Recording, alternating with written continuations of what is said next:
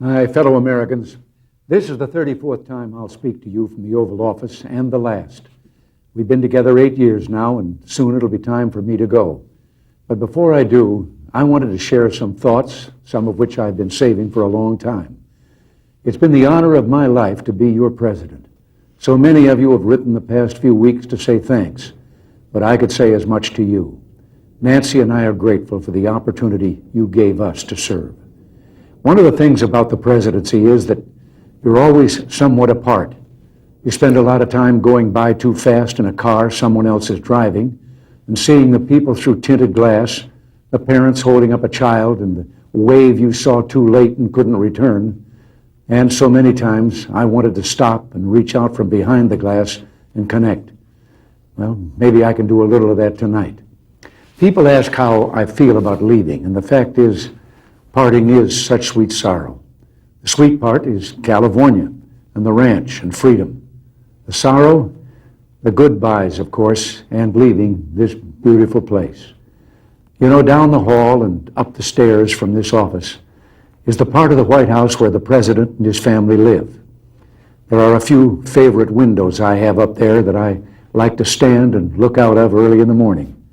The view is over the grounds here to the Washington Monument, and then the Mall, and the Jefferson Memorial.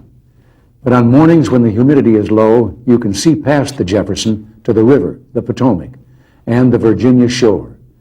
Someone said that's the view Lincoln had when he saw the smoke rising from the Battle of Bull Run. But I see more prosaic things. The grass on the banks, the morning traffic as people make their way to work, now and then a sailboat on the river. I've been thinking a bit at that window. I've been reflecting on what the past 8 years have meant and mean. And the image that comes to mind like a refrain is a nautical one. A small story about a big ship and a refugee and a sailor. It was back in the early 80s, at the height of the boat people, and the sailor was hard at work on the carrier Midway, which was patrolling the South China Sea. The sailor, like most American servicemen, was young, smart, and fiercely observant. The crew spied on the horizon a leaky little boat, and crammed inside were refugees from Indochina hoping to get to America. The Midway sent a small launch to bring them to the ship in safety. As the refugees made their way through the choppy seas, one spied the sailor on deck and stood up and called out to him. He yelled, "Hello, American sailor. Hello, freedom man." A small moment with a big meaning. A moment the sailor who wrote it in a letter couldn't get out of his mind. And when I saw it, neither could I. Because that's what it was to be an American in the 1980s. We stood again for freedom. I know we always have, but in the past few years, the world, again, and in a way we ourselves, rediscovered it. It's been quite a journey this decade, and we held together through some stormy seas. And at the end, together, we're reaching our destination. The fact is, from Grenada to the Washington and Moscow summits, from the recession of 81 to 82 to the expansion that began in late 82 and continues to this day, we've made a difference. The way I see it, there were two great triumphs, two things that I'm proudest of. One is the economic recovery in which the people of America created and filled 19 million new jobs. The other is the recovery of our morale. America is respected again in the world and looked to for leadership. Something that happened to me a few years ago reflects some of this. It was back in 1981, and I was attending my first big economic summit, which was held that year in Canada. The meeting place rotates among the member countries. The opening meeting was a formal dinner for the heads of government of the 7 industrialized nations. Well, I sat there like the new kid in school and listened. And it was all Francois this and Helmut that. They dropped titles and spoke to one another on a first-name basis. Well, at one point, I sort of leaned in and said, "My name's Ron." But in that same year, we began the actions we felt would ignite an economic comeback. Cut taxes and regulation.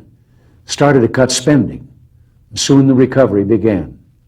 2 years later, another economic summit with pretty much the same cast. At the big opening meeting, we all got together, and all of a sudden, and just for a moment, I saw that everyone was just sitting there looking at me. And then one of them broke the silence. "Tell us about the American miracle," he said. Well, back in 1980, when I was running for president, it was all so different. Some pundits said our programs would result in catastrophe. Our views on foreign affairs would cause war. Our plans for the economy would cause inflation to soar and bring about economic collapse. I even remember one highly respected economist saying back in 1982 that the engines of economic growth have shut down here, and they're likely to stay that way for years to come. Well, he and the other opinion leaders were wrong. The fact is, what they called radical was really right. What they called dangerous was just desperately needed. And in all of that time, I won a nickname, the Great Communicator. But I never thought it was my style or the words I used that made a difference. It was the content. I wasn't a great communicator, but I communicated great things. And they didn't spring full bloom from my brow. They came from the heart of a great nation, from our experience, our wisdom, and our belief in the principles that have guided us for 2 centuries. They called it the Reagan Revolution. Well, I'll accept that. But for me, it always seemed more like the great rediscovery, a rediscovery of our values and our common sense. Common sense told us that when you put a big tax on something, the people will produce less of it. So we cut the people's tax rates, and the people produced more than ever before. The economy bloomed like a plant that had been cut back and could now grow quicker and stronger. Our economic program brought about the longest peacetime expansion in our history. Real family income up, the poverty rate down, entrepreneurship booming, and an explosion in research and new technology. We're exporting more now than ever because American industry became more competitive. And at the same time, we summoned the national will to knock down protectionist walls abroad instead of erecting them at home. Common sense also told us that to preserve the peace, we'd have to become strong again after years of weakness and confusion. So we rebuilt our defenses. And this new year, we toasted the new peacefulness around the globe. Not only have the superpowers actually begun to reduce their stockpiles of nuclear weapons, and hope for even more progress is bright, but the regional conflicts that rack the globe are also beginning to cease. The Persian Gulf is no longer a war zone. The Soviets are leaving Afghanistan. The Vietnamese are preparing to pull out of Cambodia. And an American-mediated accord will soon send 50,000 Cuban troops home from Angola. The lesson of all this was, of course, that because we're a great nation, our challenges seem complex. It will always be this way. But as long as we remember our first principles and believe in ourselves, the future will always be ours. And something else we learned. Once you begin a great movement, there's no telling where it'll end. We meant to change a nation, and instead, we changed a world. Countries across the globe are turning to free markets and free speech, and turning away from the ideologies of the past. For them, the great rediscovery of the 1980s has been that, lo and behold, the moral way of government is the practical way of government. Democracy, the profoundly good, is also the profoundly productive. When you've got to the point where you can celebrate the anniversaries of your 39th birthday, you can sit back sometimes, review your life, and see it flowing before you. For me, there was a fork in the river, and it was right in the middle of my life. I never meant to go into politics. It wasn't my intention when I was young. But I was raised to believe you had to pay your way for the blessings bestowed on you. I was happy with my career in the entertainment world, but I ultimately went into politics because I wanted to protect something precious. Ours was the first revolution in the history of mankind that truly reversed the course of government, and with 3 little words: we the people. We the people tell the government what to do. It doesn't tell us. We the people are the driver. The government is the car, and we decide where it should go and by what route and how fast. Almost all the world's constitutions are documents in which governments tell the people what their privileges are. Our Constitution is a document in which we, the people, tell the government what it is allowed to do. We, the people, are free. This belief has been the underlying basis for everything I've tried to do these past 8 years. But back in the 1960s, when I began, it seemed to me that we'd begun reversing the order of things, that through more and more rules and regulations and confiscatory taxes, the government was taking more of our money, more of our options, and more of our freedom. I went into politics in part to put up my hand and say, stop. I was a citizen politician, and it seemed the right thing for a citizen to do. I think we have stopped a lot of what needed stopping, and I hope we have once again reminded people that man is not free unless government is limited. There's a clear cause and effect here that is as neat and predictable as a law of physics. As government expands, liberty contracts. Nothing is less free than pure communism, and yet we have the past few years forged a satisfying new closeness with the Soviet Union. I've been asked if this isn't a gamble, and my answer is no, because we're basing our actions not on words, but deeds. The détente of the 1970s was based not on actions, but promises. They'd promised to treat their own people and the people of the world better, but the Gulag was still the Gulag, and the state was still expansionist, and they still waged proxy wars in Africa, Asia, and Latin America. Well, this time, so far, it's different. President Gorbachev has brought about some internal democratic reforms and begun the withdrawal from Afghanistan. He has also freed prisoners whose names I've given him every time we've met. But life has a way of reminding you of big things through small incidents. Once during the heady days of the Moscow summit, Nancy and I decided to break off from the entourage one afternoon to visit the shops on Arbat Street. That's a little street just off Moscow's main shopping area. Even though our visit was a surprise, every Russian there immediately recognized us and called out our names and reached for our hands. We were just about swept away by the warmth. You could almost feel the possibilities in all that joy.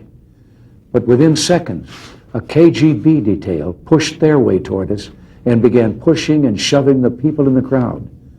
It was an interesting moment. It reminded me that while the man on the street in the Soviet Union yearns for peace, the government is communist, and those who run it are communists. And that means we and they view such issues as freedom and human rights very differently. We must keep up our guard, but we must also continue to work together to lessen and eliminate tension and mistrust. My view is that President Gorbachev is different from previous Soviet leaders. I think he knows some of the things wrong with his society and is trying to fix them. We wish him well, and we'll continue to work to make sure that the Soviet Union that eventually emerges from this process is a less threatening one. What it all boils down to is this. I want the new closeness to continue, and it will, as long as we make it clear that we will continue to act in a certain way as long as they continue to act in a helpful manner. If and when they don't, at first pull your punches. If they persist, pull the plug. It's still trust, but verify. It's still play, but cut the cards. It's still watch closely, and don't be afraid to see what you see. I've been asked if I have any regrets. Well, I do. The deficit is one. I've been talking a great deal about that lately, but tonight isn't for arguments, and I'm going to hold my tongue. But in observation, I've had my share of victories in the Congress, but what few people noticed is that I never won anything you didn't win for me. They never saw my troops. They never saw Reagan's regiments, the American people. You won every battle with every call you made and letter you wrote demanding action. Well, action is still needed. If we're to finish the job, Reagan's regiments will have to become the Bush brigades. Soon he'll be the chief, and he'll need you every bit as much as I did. Finally, there is a great tradition of warnings in presidential farewells. And I've got one that's been on my mind for some time. But oddly enough, it starts with one of the things I'm proudest of in the past 8 years, the resurgence of national pride that I called the new patriotism. This national feeling is good, but it won't count for much, and it won't last unless it's grounded in thoughtfulness and knowledge. An informed patriotism is what we want. And are we doing a good enough job teaching our children what America is and what she represents in the long history of the world? Those of us who are over 35 or so years of age grew up in a different America. We were taught very directly what it means to be an American. And we absorbed almost in the air a love of country and an appreciation of its institutions. If you didn't get these things from your family, you got them from the neighborhood, from the father down the street who fought in Korea, or the family who lost someone at Anzio. Or you could get a sense of patriotism from school. And if all else failed, you could get a sense of patriotism from the popular culture. The movies celebrated democratic values and implicitly reinforced the idea that America was special. TV was like that too, through the mid-60s. But now we're about to enter the 90s, and some things have changed. Younger parents aren't sure that an unambivalent appreciation of America is the right thing to teach modern children.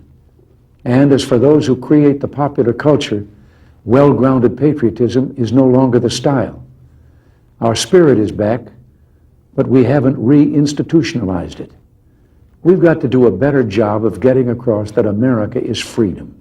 Freedom of speech, freedom of religion, freedom of enterprise, and freedom is special and rare. It's fragile. It needs production. So we've got to teach history based not on what's in fashion, but what's important. Why the Pilgrims came here, who Jimmy Doolittle was, and what those 30 seconds over Tokyo meant. You know, 4 years ago, on the 40th anniversary of D-Day, I read a letter from a young woman writing to her late father, who had fought on Omaha Beach. Her name was Lisa Zanetta Henn, and she said, "We will always remember. We will never forget what the boys of Normandy did." Well, let's help her keep her word. If we forget what we did, we won't know who we are. I'm warning of an eradication of the American memory that could result ultimately in an erosion of the American spirit. Let's start with some basics. More attention to American history and a greater emphasis on civic ritual. And let me offer lesson number 1 about America. All great change in America begins at the dinner table. So tomorrow night in the kitchen, I hope the talking begins. And children, if your parents haven't been teaching you what it means to be an American, let them know and nail them on it. That would be a very American thing to do. And that's about all I have to say tonight, except for one thing. The past few days, when I've been at that window upstairs, I've thought a bit of the shining city upon a hill. The phrase comes from John Winthrop, who wrote it to describe the America he imagined. What he imagined was important because he was an early pilgrim, an early freedom man. He journeyed here on what today we'd call a little wooden boat. And like the other pilgrims, he was looking for a home that would be free.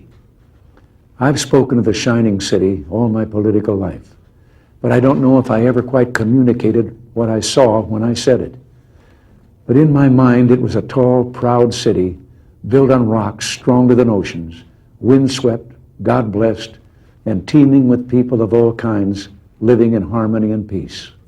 A city with free ports that hummed with commerce and creativity. And if there had to be city walls, the walls had doors, and the doors were open to anyone with the will and the heart to get here. That's how I saw it and see it still. And how stands the city on this winter night? More prosperous, more secure, and happier than it was 8 years ago. But more than that, after 200 years, 2 centuries, she still stands strong and true on the granite ridge, and her glow is held steady no matter what storm. And she's still a beacon, still a magnet for all who must have freedom.